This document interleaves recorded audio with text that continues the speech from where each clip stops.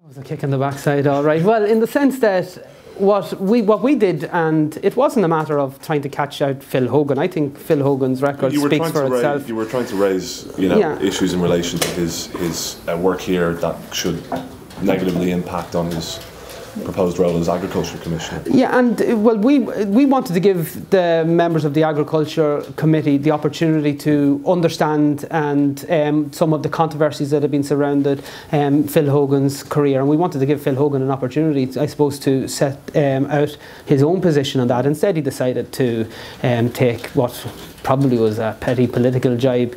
In all honesty, there to take petty political jibes as well. Of course, yeah. Listen, it's politics. I didn't lose any sleep over it. But he won, didn't he? He won that particular debate. But I think if you look at where we were coming from, and it wasn't that we wanted to score political points, because we said very clearly we didn't expect, the Fine Gael-led government to appoint a socialist Republican as commissioner. All we asked for was, let's appoint somebody who we can have faith in is going to actually deliver for Ireland. Phil Hogan didn't deliver for the best interests of the Irish people when he was minister in Ireland. He's hardly going to do it as commissioner. Now, having said that, I'm in a position now where he's the Agriculture Commissioner. I'm on the Agriculture Committee of the European Parliament. I have to work with him, and I've made it very clear that I will work with him on matters that I consider to be in the best interest of particularly rural communities in Ireland. But that's not to say that I'm just going to accept everything that he says. And I think when we see what's probably coming down the line at the European level in terms of Irish water,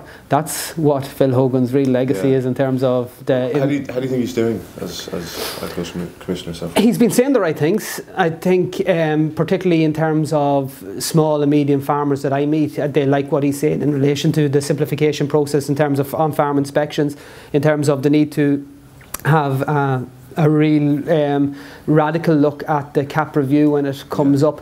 He's been saying the right things. I've been disappointed what he's been saying in relation to TTIP, this transatlantic investment partnership deal and negotiations that are ongoing between the EU and the US. I don't think there's been enough focus at an Irish level, particularly in terms of what that could mean. And I've been disappointed that Phil Hogan has basically been saying, sure, it'll be grand, have a look and see at the final deal, and don't worry lads, we'll protect your standards and regulations. I think from experience we know that we can't just take assurances like that for granted. We need to ensure that the Irish people are engaged with that particular debate, and that's something that I've been trying to highlight very strongly since I've become an MEP.